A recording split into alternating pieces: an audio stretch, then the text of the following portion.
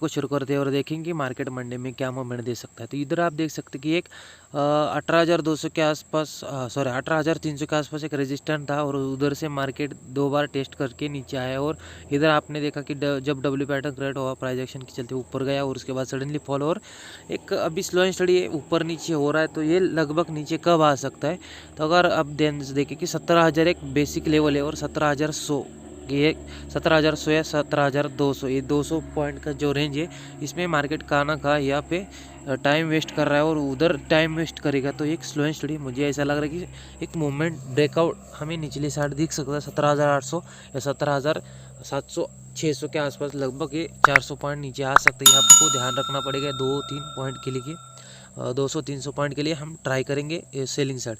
तो ये कहाँ तक आ सकता है 17,400 तक, ये इधर एक सपोर्ट है तो इधर तक आ सकता है। जब ये वहाँ से निकलेगा तो 17,000 से 17,400 मतलब ये 600 पॉइंट के बीच में कहाँ पर मूवमेंट हमें मिल सकता है। तो ये आपको ध्यान रखना पड़ेगा, ये इसके पीछे का लॉजिक ये है। तो देखिए बैंक निफ्टी में भी एक स्लो एंड स्टडी मार्केट देखेंगे कैसा मूवमेंट किया था। तो आपको इसको समझना है, प्राइस एक्शन को समझना है, प्राइस को समझना है, ऊपर नीचे और जैसे इसको ब्रेक करा और इधर जब इधर ये रेंज ब्रेक किया तो एक सडनली मूवमेंट और उसके बाद नीचे और फिर ऊपर।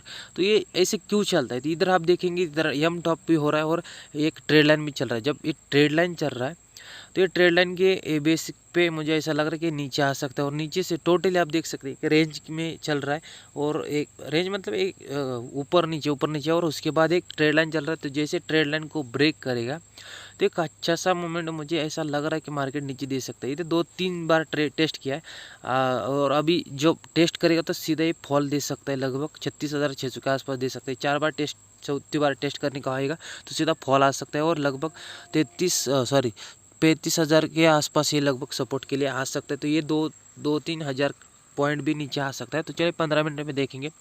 तो 15 मिनट में लॉजिक के साथ मैं क्या बोल रहा था कि मंडे में जैसे हमने थर्सडे मुझे गुरुवार को देखा तो एक रेंज में टोटल मार्केट रेंज में गया, जैसे खोला और खुलने के बाद जब इसने एक रेंज में ही टाइम वेस्ट किया, खुलने के बाद थोड़ा सा मूवमेंट दिया उसके बाद रेंज में, तो इधर कहीं 2-4 बार ट्रेडर्स फंस चुके होंगे, उनके एसएल लग चुके होंगे। तो ये जब ब्रेकआउट देता तो ऊपरी साइड हमें मिल सकता, लेकिन इसने नीचे साइड थोड़ा सा क्लोजिंग मार्केट के टाइम क्लोजिंग दिया और उधर बंद हुआ।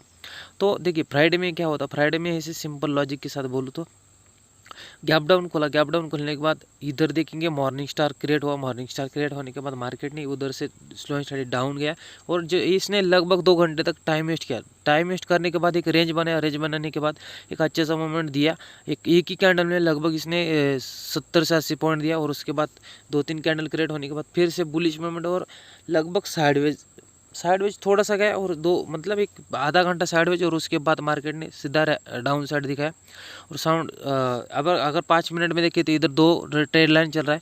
तो मैंने उस टाइम पे आपको पी दिया था शायद 12 या 1 बजे के आसपास, तभी मैंने बोला था 12:30 या 1 बजे के पास, उस पर हमने देखा कि लगभग 40 से 50 पॉइंट का मूवमेंट हमको कैप्चर में आ चुका होगा, 40 से ज़्यादा बोल सकते। ये बैंक निफ्टी इसमें 100 से 150 पॉइंट या 150-200 पॉइंट मिल चुके होंगे।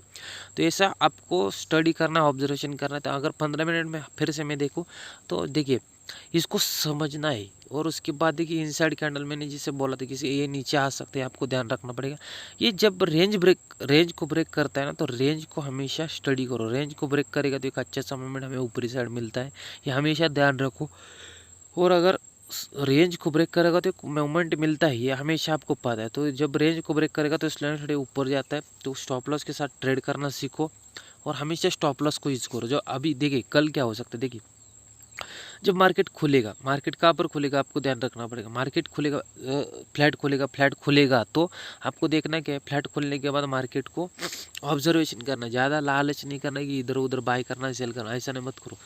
तो ऑब्जर्वेशन करो, मार्केट खुलने के बाद अगर ध्यान से देखो ये स्विंग को क्रॉस करा निचले साइड 38,800 के नीचे जाता है, 38,400 के नीचे जाते तो ये स्लो एंड स्टडी नीचे आ सकता है 38,200, 38,000 के आसपास, क्योंकि ये सीधा गैप है। सामने आप देख सकते हैं एक गैप है और गैप फिल करने के लिए नीचे आ सकता है। फ्लैट खोलने के बाद अगर ये 38,600 के ऊपर निकलता है तो ये ऊपरी साइड 29,000 के आसपास जा सकते हैं। ऊपर भी एक बड़ा सा गैप है, उसको फिल करने के लिए प्राइस एक्शन के चलते ऊपर जा सकते हैं, आपको ध्यान रखना पड़ेगा। अगर गैप डाउन खुलता है, गैप डाउन खोलने के बाद कुछ प्राइस एक्शन दिखते तो पैनिक सेलिंग आ सकते हैं और नीचे सडनली फॉल आ सकते हैं, आपको ध्यान रखना पड़ेगा। और गैप अप खुलता है तो वॉलेटाइल हो सकता है, क्योंकि गैप फिल करने के लिए मार्केट ऊपर जाएगा और फिर नीचे आ सकता है। तो निफ्टी में देखेंगे, निफ्टी में भी वही हुआ था, एक बेस लेवल बनाया था 17,350 से 17,000 इसके आसपास। और जब फ्लैट क्यों लगा मार्केट, अगर इसके नीचे जाएगा तो ये फॉल आ सकता है, आपको ध्यान रखना पड़ेगा, पैनिक सेलिंग हो सकती है। और फ्लैट खोलने के बाद इधर रेंज बना दे, और रेंज बनाने के बाद इधर कुछ प्राइस एक्शन दिखता है, इसके ऊपर निकलता है 17,400 के ऊपर, तो एक अच्छा सा मूवमेंट हमें 17,600 के आसपास मिल सकता है। तो ये जो बड़ा गैप है इसको फिल करने के लिए मार्केट ऊपर जा सकती है, आपको ऑब्जर्वेशन करना पड़ेगा। ब्लाइंडली कोई भी ट्रेड मत करो, अगर इसके नीचे खुलता है, ये देखिए इधर टाइम वेस्ट करने के बाद इसके नीचे जाएगा तो सडनली ये बड़ा सा मूवमेंट हमें कैप्चर हो सकता है। तो ध्यान से देखिए 17,460 से ऊपर निकलेगा तो एक मोमेंट मिलेगा। तो अगर आपको ये कैप्चर करना है, अगर वीडियो अच्छी लगी हो लाइक और चैनल को सब्सक्राइब कीजिए। वीडियो देखने के लिए धन्यवाद। Stay tuned, stay trading. Thank you.